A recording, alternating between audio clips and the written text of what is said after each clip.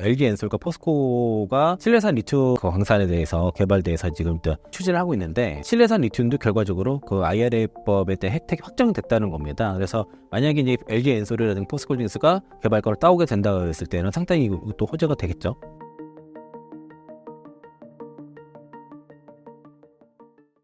중국 관세로 인한 K배터리의 반사이익은 어떻게 보시나요?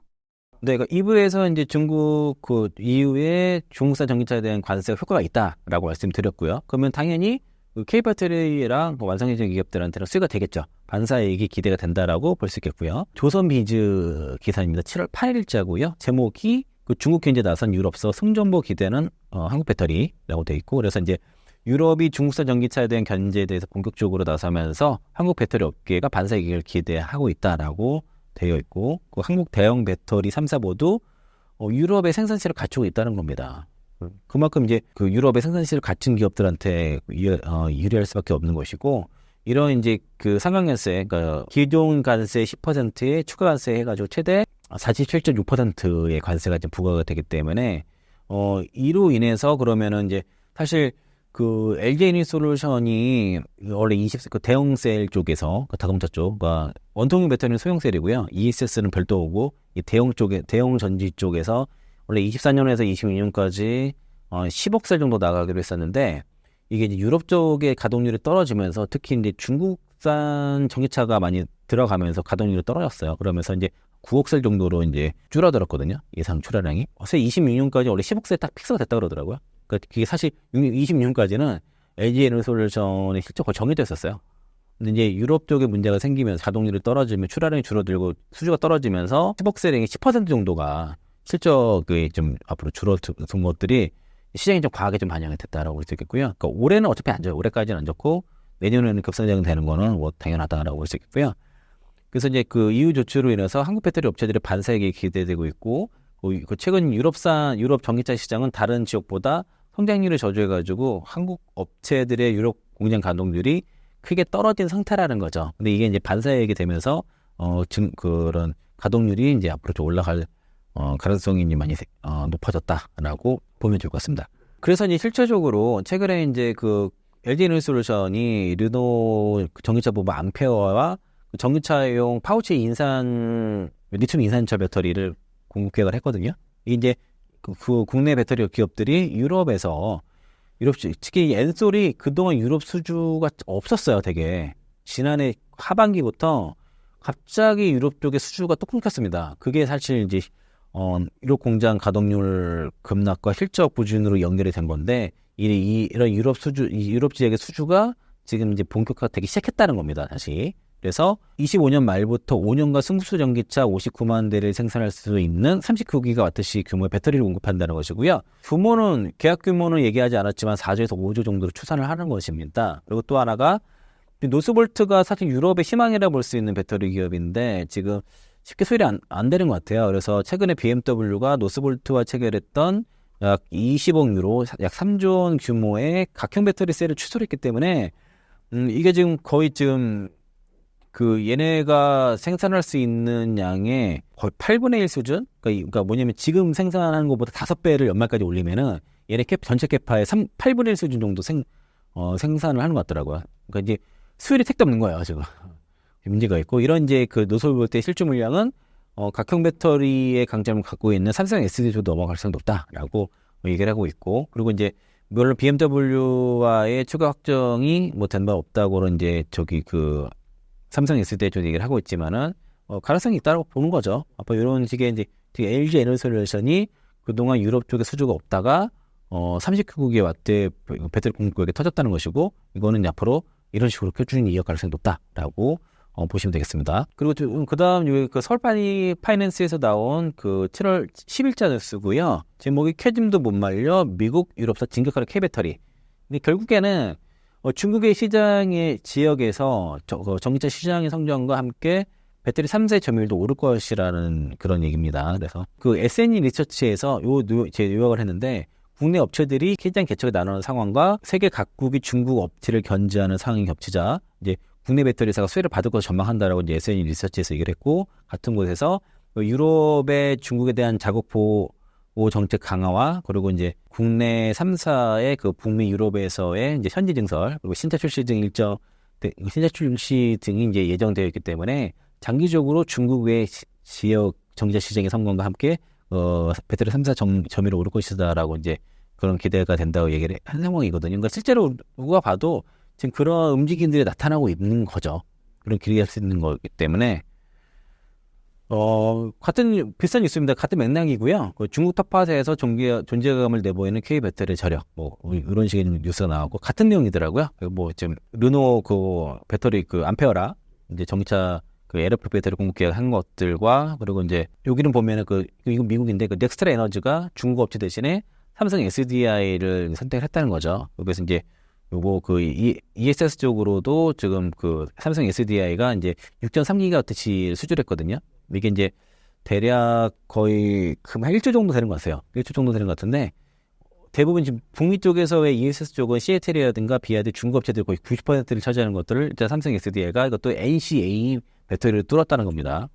그래서 이제 이게 이제 계약이 한만 하나 나온 게 아니라 여러 개로 나눠서 나올 것으로 보여져서 앞으로 이제 ESS뿐만 아니라 전기차 모두 다 이제 중국 업체만의 장했던 것들을 이제 국내 업체들이 지금 뚫을 거로 보여지고요. 그리고 특히 그 삼성 SDI 같은 경우는 그 ESS 쪽에 좀 승부수를 좀 띄웠다라고 뉴스가 나와서 아까 그 얘기입니다. 같은 내용이라서 몇 개만 언급만 하고 가는데 이게 이제 그 삼성 배터리 박스라고 해서 SBB라고 하고요. 이거 이제 SBB 1.5고 인터배터 유럽 2024에서 공개가 일단 됐습니다. 그거고요. 요거에 대해서 이제 수주가 나온 것이고 그 넥스트라 에너지사가 미국 최대 전력 회사이기 때문에 레퍼런스를 되게 큰 걸 잡은 거예요. 앞으로 이 레퍼런스 통해서 추가 수주, 다른 업체들과의 수주도 되게 용이해지겠죠. 그 LG에너지솔루션 김동영 대표가 세 가지 마술 지팡이로 배터리 캐지 넘는다라고 얘기를 했고요. 이런 세 가지 호재가 뭐냐면 그 전기차 표준 구간을 어떤 그 세 가지 호재 힘입어 합법 마련에 나섰다라는 게 뉴스가 있었고요. 요거 이제 그 뉴스 투데이 그 기사인데 그 세 가지 호재가 뭐냐면은 어떤 전방산업 전기차 산업이 최근 회복 조짐을 보이고 있다는 것이죠. 이런 같은 거는 이제 대표적으로 이제 GM이라든가 테슬라 같은 경우요. 이제 일본계 때 부진 GM과 테슬라가 부진하는데 GM 같은 경우가 어쨌든 올해 연간 20에서 25만 대 정도의 전기차 판매를 하겠다라고 이제 물론 최상 단치는 좀 줄였지만은 그리고 하반기에 이제 신차들이 적극적으로 많이 나오고 있다는 것들을 보여지고 그리고 여러도 이제 회복 조짐이 좀 나타나고 있다는 것이고요. 그리고 경쟁 업체인 파나소닉이 지금 배터리 증설에 상당히 차질을 보이고 있습니다. 그래서 이제 내수 위주로만 간다는 얘기도 있지만은 경쟁사에 좀 부진이 있고 그리고 LG 에너지솔루션이 그 4680 온통형 배터리에 대한 양산을 앞두고 있다는 거죠. 8월부터 고창 공장에서 양산이 시작되는데 지금 최근 관련된 종목들도 다시 눌렸어요.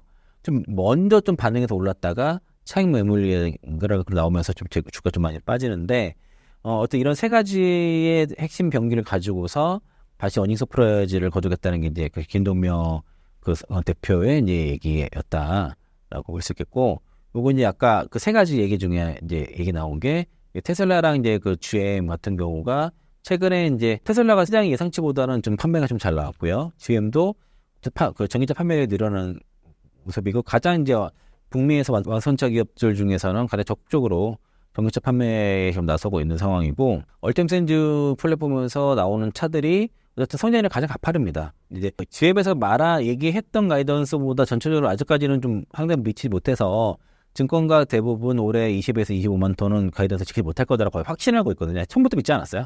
처음부터 믿지 않았는데 어쨌든 그게 사실 뭐 중요한 데이터 중에 하나라서 이번에 이제 25일인가 실적 발표 있을 거예요. 뭐 그때 어떻게 얘기하는지 향후 가이던스에서 변화가 있는지에 대해서도 좀 체크 포인트로 좀 볼 수 있는데 대체로 지금 그 부진했던 테슬라랑 GM 같은 경우가 최근에 사업 행보가 상당히 공격적이다.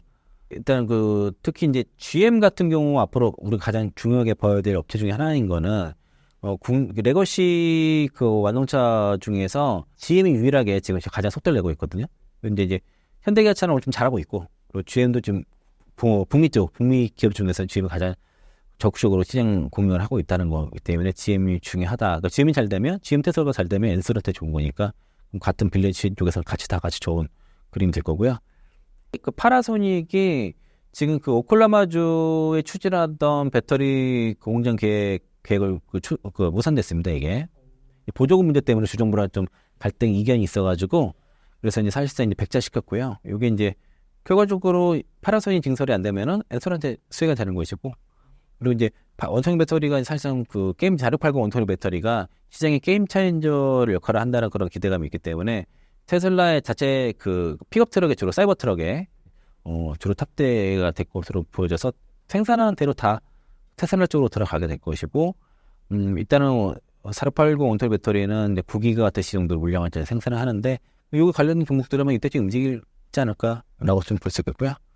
그리고 이제 요거는 이제 그 LG 에너솔루션의 신한투자증권의 지금 실적 추정치인데, 지금 그 2분기까지는 최근에 발표했죠. 2분기까지 안 좋은데 3분기, 4분기 때는 또 어떤 올라가는 구조를 좀 보고 있습니다. 개선되는 쪽으로 보고 있다는 것이고요. 이제 3분기 때 영업이 6,600억, 그리고 4분기 때 9,870억 정도. 그러니까 하반기 지금보다 좀 더 개선이 되는 쪽으로 지금 보고 있다는 거라고 봐서는 지금이 가장 어두운 시기다라고 좀 판단이 좋을 것 같고요. 그리고 대체로 이제 2000년 쪽으로 안 좋게 보시는 분들은 향후에 회복 속도가 둔화되거나 크게 빠르게 올라가지 못하는 쪽을 자꾸 이제 그런 쪽으로 이제 전망을 하거나 워딩을 하거나 이제 그런 건데, 저는 이제 그게 이제 그 자동차 완성차 기준에 맞춰서 사실 배터리가 나가는 거기 때문에 신차 출시 일정도로 보면은 이게 급격하게 꺾일 수가 없어요.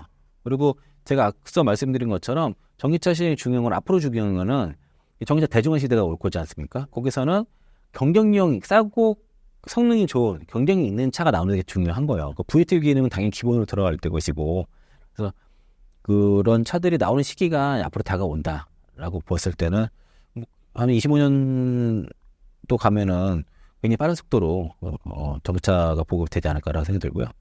현재 광물 가격 차이가 벌어지고 있는 상황인데요. 어떻게 보시나요? 최근에 많이 알려진 얘기가 이제 그 북미산 탄산리튬 가격과 그 중국의 탄산리튬 가격 간의 이제 가격의 괴리가 벌어지고 있다는 것이고요. 사실은 그 태양광 모듈에서 먼저 벌어졌습니다. 그러니까 지난 4월달 기준으로 그 북미산 태양광 모듈 가격과 중국산 태양광 모듈 가격이 162% 프리미엄이 격차 생겼거든요. 그러니까 북미산이 더 비싸다는 거죠. 그게 마찬가지로 2차 전지 쪽에서 그런 움직임이 나타나기 시작을 했고요. 그 FOMC 0%와 그렇지 않은 것 간의 그 가격 차이가 지금 실제로 업계에서 벌어지고 있다라고 지금 포착이 되고 있다는 겁니다. 그래서 이거는 이제 LF의 그 선denTV에서 말씀하셨던 게 요 제목이거든요.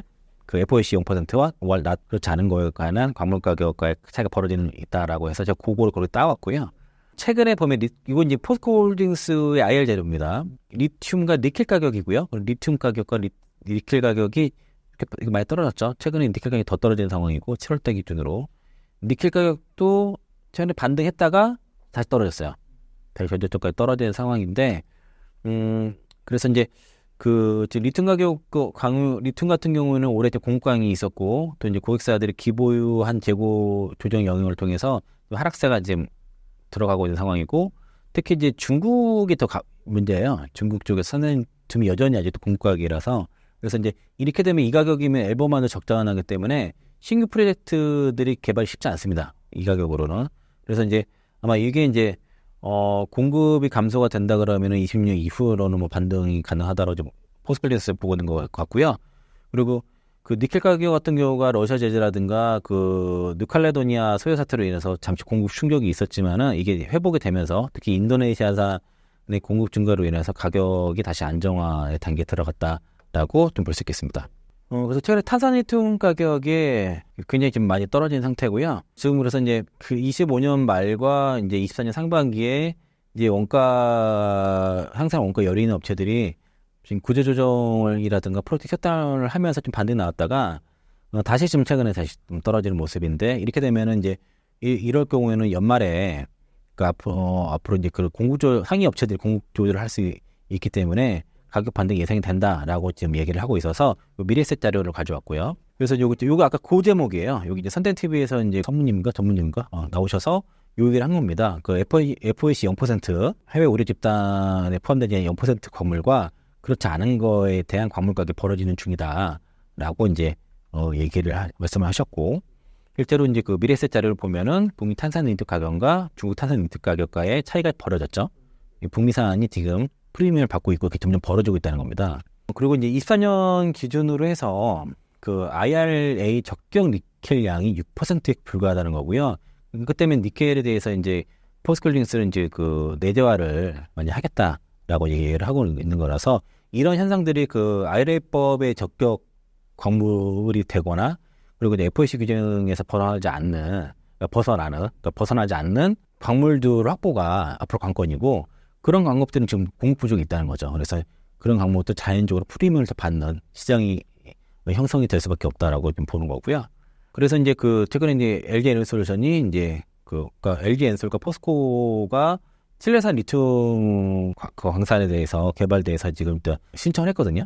그래서 이제 여기 지금 추진을 하고 있는데 칠레산 리튬도 결과적으로 그 IRA법에 대한 혜택이 확정됐다는 겁니다. 그래서 만약에 이제 LG 엔솔이라든가 포스코홀딩스가 칠레산 리튬 광산, 염호 리튬인데 그 광산 개발과를 따오게 된다 했을 때는 상당히 또 호재가 되겠죠. 이게 이제 만약에 동일하게 이제 여기서 리튬을 통해서 양극재를 만들게 됐을 때 인센티브를 받게 된다고 하면은 여기서 염호 리튬 생산 효과가 굉장히 낮거든요. 굉장히 가격 경쟁을 가질 수밖에 없는 것이고 일단은 그 칠레 정부의 요청을 인해서 LG 엔솔과 포스코홀딩스가 이제 입찰에 이제 참여를 지금 하기로 한 거라서 여기 향후에 이제 누가 이제 딸지에 대해서 좀 지켜봐야 될 것 같고요.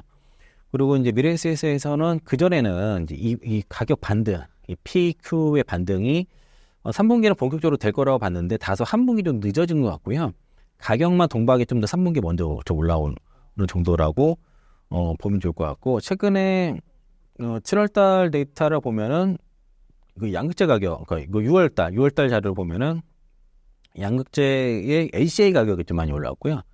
수는 좀 떨어졌습니다. 이제 그래서 양극재 쪽에 단간한 지금 반등을 좀 광물가 연도 반등을 하고 있는데 아직까지는 Q가 그 의미 있게 바로 증가한 상황은 아니긴 한데 그래서 이런 회복이 PQ가 특히 가격이라든가 Q가 회복하는 거는 지금 4분기를 한 분기 정도 좀 더 늦춰지는 그런 모습이다라고 볼 수 있게 해서 이제 업황은 현재 그렇다는 보고요. 그러니까 생각보다 그 업황 부진이라든가 기대했던 것보다는 좀 더 부진한 딥이 좀 더 길어지는 모습인데 다만 이제 업황의 바닥과 지금 주가의 바닥은 좀 다르게 움직이는 거이고 주가 바닥이 일단은 먼저 나왔다라고 보시면 될 것 같습니다.